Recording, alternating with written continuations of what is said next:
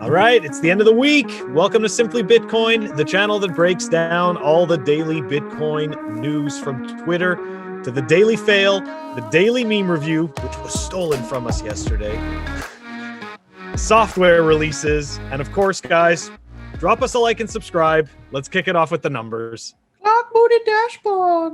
You know it.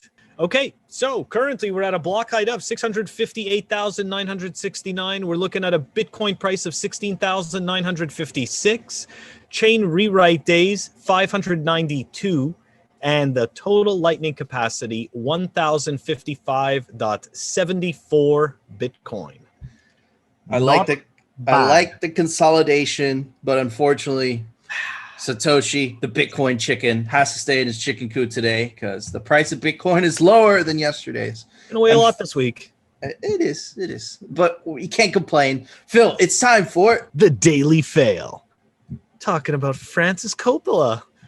She does wine and a whole bunch of other crap. Anyways, so Frances, along with Nouriel, get reanimated. Somebody plugs their, puts their batteries back in and turns them back on, when Bitcoin goes up. And, if Bitcoin, while it goes up, God forbid, has a pullback that these people deem worthy of comment, well, then we get a taste of their wisdom. And part of that is them dumping on Bitcoin. So, Nouriel pulled it off last week and over the weekend. And of course, Frances, during the week. And Frances, to top it off, did the same thing. It's, these people, I don't know what it is, why they hate Bitcoin so much. I don't get it. But essentially, it triggers them so bad that when Bitcoin pumps, they have to come out and hate on it. And it's actually funny. I honestly, I get a laugh out of it because these people, it's really, it makes no sense why they do this. It really makes no sense. I mean, Nouriel, okay, fine. He's an economist. He's got a, he's working for his masters. I get it. He's got to do what they say. But Frances, I mean, she's got nothing to do with Bitcoin or anything like this. And she makes these ridiculous comments about it all the time, pretending like she knows so much. I think that the people that have the most to lose from Bitcoin's success are not only the bankers, but the traditional finance educators, right? Mm-hmm. And if you took a look at Frances Coppola's bio, right, one of the things that she wrote was the people's quantitative easing, right? Yeah. So you can kind of understand where her philosophy or his philosophy or she doesn't matter, but their philosophy was, right? And I feel like with Bitcoin just coming out of nowhere, all that work, all that time and effort, all that education, all that gospel that they've been preaching, Bitcoin just puts it on its ass, right? So I feel like it's like a knee-jerk reaction from these people. It's like, this can't be real, this can't be real, this can't be real, So I don't know, that's just my thoughts. I should have taken the time to actually go and look at her profile because now she's even dumber than I thought she was. I actually didn't realize. I thought that all she did was whine and was the daughter of the the director or whatever it is. I didn't realize that she was a finance and economics writer and commentator. Yeah, so that's even more disingenuous. And of course, it's like you said, right? You got to look at where she's coming from. This is more of that seemingly like that MMT BS, right? The money theory. What is it? The monumental money theory? Anyways, modern money theory. I always forget. Which basically means we have no idea what we're doing. We're guessing. And deficits are okay. Yeah.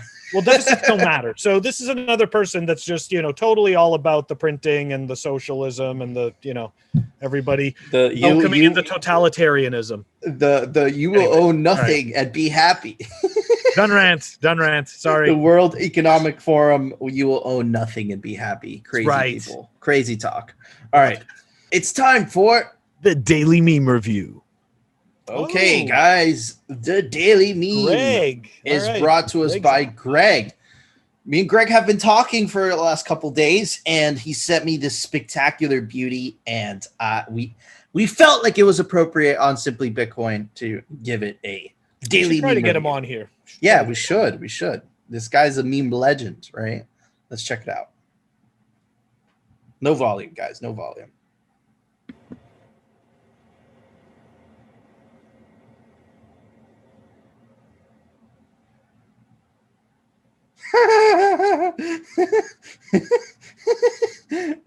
Okay, man, it was funny. I'm gonna detract for it having no volume, but it was funny.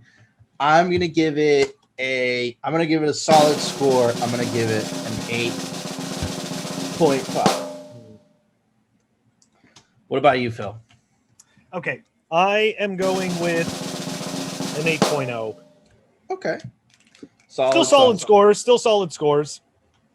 Solid. What'd you give it an 8.5? It made me laugh. It was from the movie Borat, which is a super funny movie. Not the remake, but the original was super funny. And it just made me laugh, and it explained people. The concepts were kind of abstract. You do have to be a Bitcoiner to have any chance at understanding what any of that is. But I liked it.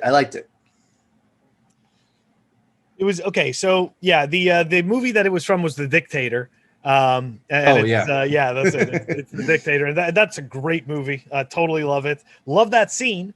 Okay, so look, that I think a lot of people aren't going to understand it necessarily because, yes, of course, I mean, we are talking about the people in our sphere, in our bubble. You mentioned Bretton Woods. People have like right away they can conjure up an idea of exactly what that agreement is and what's going on, and how we're all getting screwed today. But the reality is that like the average person isn't going to really get it. So I feel like it's like an insider meme. Yeah. And we already got, and shout out, I'm going to give a score to Walt Disney Company for pulling solid zero for destroying our meme review yesterday. You guys are a greedy, and we usually don't curse on this show, but you guys are a greedy fucking mouse. So F you guys pulling down our content. What does it matter? It's a meme review. It wasn't even it's an algorithm and they're losers. It doesn't matter. They're losers. Goddamn greedy mouse. Okay. Phil, it's time for the Daily News, sponsored by Crypto Cloaks. All right, guys. So our story today, man, listen, we are not fans of Coinbase at this show, but they've been making some solid moves lately, right? And basically, I'm going to start it off with Coinbase first release this story, and they're just trying to get ahead of it. And basically, the New York Times is planning to publish a negative story about Coinbase at some point in the next few days, and it will appear in print on Sunday. Given that the story may be read by your friends, family, and professional contacts, we wanted to give everyone a heads up and provide some important context, right? And then the story, I would pull up the New York Times article, but you know what? There's a paywall, so F them. And I'm just going to read kind of like this snippet or this quote from The Verge, right? I was told I don't have the right brain. Read the New York Times damning report on Coinbase. I don't respect what The Verge has to say. They're also peddling kind of like this agenda that's been very popularized as of late, right? Again, we don't have a political leaning on Simply Bitcoin. We don't lean right, we don't lean left, we're not center. We just like Bitcoin, right? And that's talk about Bitcoin. Exactly. And that's my whole point, Phil. It's that this all started, right, when Coinbase kind of took a stand and said, listen, we don't have a political agenda at Coinbase, but if you don't agree with this, accept this cut, or accept this basically when they fire you, they give you this package where it's supposed to, help you out until you find your next job, right? And Coinbase gave that to all their employees, and they gave them a choice. Be like, listen, we're not supporting any political agenda, whether it's left or right. We feel like Bitcoin or crypto, right? And they're saying crypto is apolitical, and it just supports inclusivity of the whole world. And we at Simply Bitcoin, we do agree to that message. The only difference is that take away the crypto and add Bitcoin instead, right? And we felt that was awesome by Coinbase. But it's crazy to see the New York Times, you know, when Coinbase decides to be apolitical, they just try to bend their arm. They'll be like, listen, if you don't decide to, if you don't decide to take a political side, we're going to release this story that's basically saying, look, you were racist against black people. So it was a hit piece, right? It was totally a hit piece against Coinbase. And, we don't say this very often, right? We're not fans of Coinbase because they peddle a lot of noobs into the so-called shitcoin casino, right? But, I do like their move against for being apolitical, right? We do appreciate that at Simply Bitcoin. And what are your thoughts on this whole mess, Phil? Yeah, I the politics of divisiveness are very dangerous. It is a very slippery slope. It keeps everybody separated. It makes it very difficult for people to all come to the table and decide to talk it out. That being said, I wish sometimes that more companies were apolitical. I work for a Fortune 500 company, and I can tell you for a fact that you absolutely get emails when it comes time for elections telling you which direction you should vote in. Okay. And I think that they have, and it's funny because they actually have you sign waivers telling you that you shouldn't do that. But the company that you work for is allowed to do that, which is psychotically disgusting. I'm not even going to go there. But anyways, you know what? Be that as it may, I say, it's like that story is going to come out rain or shine anyways on Sunday. Let the chips fall where they may. I think that Coinbase, as much as I can't stand them, and I don't like a lot of the stuff that they do when it comes to Bitcoin, I think that, they've had some very good stands. And I think that in this particular case, to remain apolitical and just to simply provide the service that they're being paid to provide, I think there's nothing wrong with that, So, anyways, I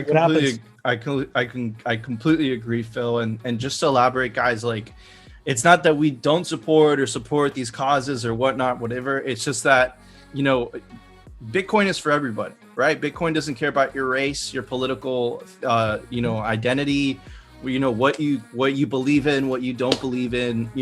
It doesn't care who the hell you are, right? And that's what Simply Bitcoin is all about, right? We believe what Bitcoin believes, right? Which is total inclusivity, no matter who you are, no matter where you're from, no matter what your skin color is, no matter what you like to do, whatever, no matter what you don't like to do, right? So, and we just felt like Coinbase took a stand for that, right? Which is absolutely crazy. That's something we didn't see coming from Coinbase, right? So, Phil, there's a software release today. Why don't you tell us about it? Software releases. All right. So today looks like we've got JoinMarket version 0.8.0 that was released, and the link to that and its release notes will be in the show notes down below. Awesome. Thanks, Phil.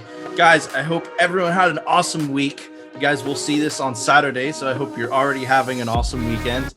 And of course, we will see you next week on Tuesday for the following video of Simply Bitcoin. See you later, guys.